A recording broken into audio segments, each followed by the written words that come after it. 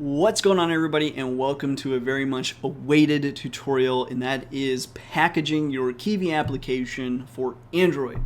So obviously this is just a really basic example, and this is only one example, and there's like lots of little stuff that's going to get in your way as you try to package things. Anytime you're trying to convert something to an executable or package it for a different operating system, you're gonna have problems. Okay, so I'm going to show you at least one example of us getting through everything and hopefully show you how you can sort of debug things along the way.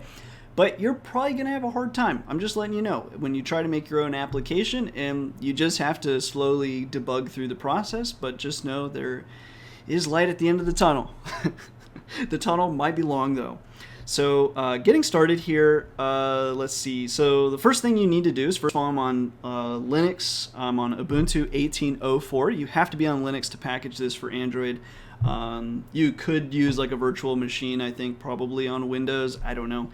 Anyway, I just wanted to eliminate all the variables that I could, so I'm using my laptop that has Ubuntu on it. So the next thing is, so first you have to install Kivy on Linux. Okay, so if you go to kivy.org and then just go to /#download and then come down to Linux, install for Linux, just do whatever Linux operating system you have. So apparently it's going to take 20 years to go. I think it's because I'm recording OBS on here. Hopefully the recording isn't terrible. Anyway, I guess I'll wait 10 years for that to go. So the next thing is, like, once you've got things installed on Linux, which should be pretty basic, like there's really no hang up that I had. You just simply add this repository. Then you do an update and then install Kivy. I can't remember if Buildozer is using, whoops, that's for OBS. I can't remember if Buildozer is using Python 2 or 3, but just for the record, this machine has Python 2.7.15, and then also for Python 3, it's 3.6.7. Both of those just come with Ubuntu 18.04. So if you have a fresh install, it should be good. At least I believe they do. I might have installed 2.7, I can't remember. I don't think so, though. Anyway, carrying on. So go ahead and do those things, get Kivy on the machine, and you're good to go. Now, the next thing is, if you do a search for packaging Kivy Android, you should find yourself on a page, probably not like this, but instead you'll find a page like this. And then we're going to go with the Buildozer option. I'll try to put links to all this stuff in the description. If I forget, someone remind me, I'll do it. But yeah, cool. So we get here, and you can either get Buildozer this way. You can also just do a pip install for Buildozer. So if you come over here, you can just maybe pip 3 install Buildozer, or pip. Either one would be fine, probably. It should say I already have it, because I've already done it on this machine. Well, apparently, oh no, okay, cool. Okay, so now you've got Buildozer, but then Buildozer has like a bunch of dependencies. So here you'll see there's a little link here that says, hey, install Buildozer's dependencies. So I'll open that in a new tab. And yeah, so here they say just pip install upgrade Buildozer, fine.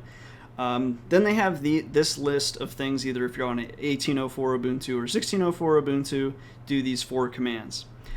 That's great, but it's actually not just those 4 things. I was having issues, and I guess it's on my desktop probably. Let me pull up a notes file. Move this over. This is our OBS. Whoops. Just minimize this. Oh, so hard. I'm on a trackpad right now. It's really painful. Open this up. So after I did all the things that they said to do, and then the Buildozer in it, which I'll show you guys in a second, I got these errors, and basically the main crux of this error is basically this, the auto reconf not found, this thing here. So then I was just kind of poking around, and I saw that these are also some dependencies to Buildozer. So sudo apt-get install auto-make, auto-conf, and lib-ltdl-dev. So install those as well. So once you have those, then you're ready to at least build the application. So the way that works is, let's go to Kivy convert tutorial. That's great. I'm happy that it's ready. We'll open in terminal, and let me just make it. Oops. Let me think here. How would I? There we go. So the first thing that you would do is do an init, but also, since in the tutorial series I didn't call this like a main.py, that's going to be a problem down the line. So go ahead and rename your actual Kivy file main.py. That was another issue I ran into that I don't think was said anywhere, and I just had to figure that one out. So then, Buildozer in your directory that you're in, Buildozer -- init. Or is it maybe no -- Buildozer init. Don't make me go back to the docs. Okay, cool. So now you've got that spec file, and there's lots of things in the spec file. You might want to take a peek-see at the spec file. One thing we'll talk about real quick is somewhere in here, there's a thing about internet. I can't find it, so I'm just going to do a Control F for internet. Yeah. So for permissions, right now the permission to use the internet is commented out. We actually need that because we want to use sockets and communicate over the internet. So I'm going to uncomment that out and go ahead and save that. That was one of the things that was killing us. The app was just crashing immediately, and it was dang near impossible for us to figure out how the heck do we debug this. And so I'm gonna post in the text-based version of this tutorial how we actually debugged the app, because it just crashes. There's no console on your phone, and so it was a pain in the butt. So thanks to Daniel for figuring out a good way to debug, and yeah, so we share that with you guys. So anyway, that was the issue. It didn't have the rights. It got like a permission denied basically to access the internet. So yeah, fun. Now, once you've got that in it and you change other things, you can change like your app's name and stuff. Like when I move this to the phone, it's just going to be called like My Kivy app or something stupid. But that's okay. We just want it on our phone for now. We can worry about customizing and all that stuff later. So once you run the Buildozer init command, the next thing you're going to run is, like if I go over to this, yeah, it says after you've run that init, you can run this like build, debug, whatever run. And I might get away with running that right now, but it turns out that that didn't work for me the first time, and I'm pretty sure it won't work for any of you guys the first time. I gotta check my notes to figure out where I put this flag. But anyway, this was just hanging at a certain spot for me when I went and ran this command here, and I didn't know why it was hanging. It just was. And so I started looking around trying to figure out, well, how do I debug this? Because again, just like the app crashing on my phone, it's like impossible to debug it, like because you're not getting any errors.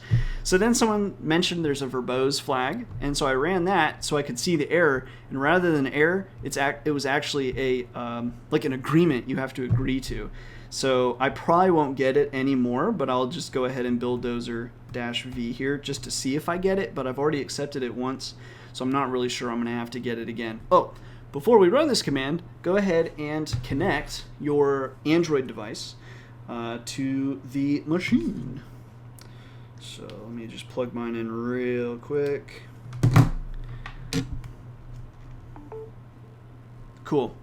So package deploy run. Okay, cool. So Buildozer -v Android debug deploy run. So let's go ahead and run that.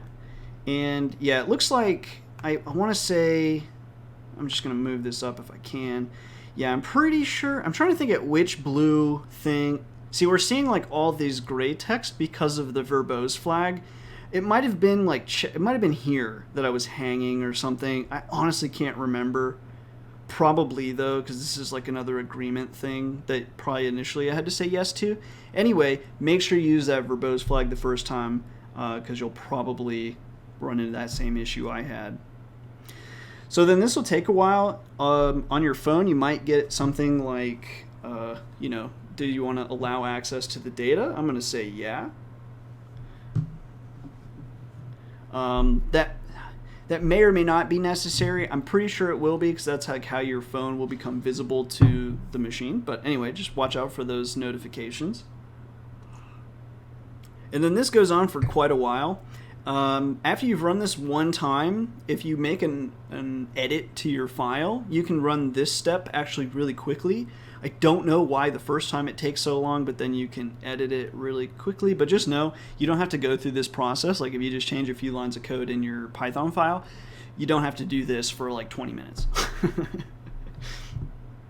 So I think what I'm going to do is just kind of pause for now, and then once this is done, I'll pick back up, and then you guys can do the same because your computer might do this quicker or whatever. All right, and finally, after it has been a long time, it's done. You can see it says it's the application has started, and sure enough, it is already running on my phone. And now you can put in an IP port and username. Obviously, you can't do localhost anymore because we're not running the server on our phone. So you can run the server maybe on your like machine or something like that, and then rather than 127.0.0.1, run it on port or run it on IP 0.0.0.0, and then connect to your local IP. Do like ifconfig or something like that. Figure out what your IP address is, connect to that, and yeah, cool. So let me just test that real quick. Fill up my username, hit join, and then hello. And awesome, that works. So pretty cool. Hopefully it worked for you guys. Probably the hardest thing will be now you just need to make sure you're running that server locally and then connect to it. But otherwise, the app should definitely be working on your phone now, at least this one. Now, as you continue trying to work with more just different types of apps, doing different things, running different Python libraries, all kinds of stuff could start going wrong. So definitely check out the text-based version of this tutorial. I'll put the link in the description. As we hear of issues from other people, I'll just continue to kind of append to that page over time. So hopefully we can help you guys out. If you have any questions, comments, concerns, whatever, feel free to leave those below. Also, if you want help, you can join the Discord, discord.gg/Centex. Otherwise, that's it. So get to creating some cool Kivy apps on your phone. I've received many requests for like OpenCV and maybe even like TensorFlow or TensorFlow Lite object detection or something with Kivy. So I'll definitely be looking into that. Maybe we'll add a couple more videos with that in mind. But otherwise, that's it. Check out the Kivy API docs and start making some stuff. Check out the examples and all that. And otherwise, I will see you guys in another tutorial.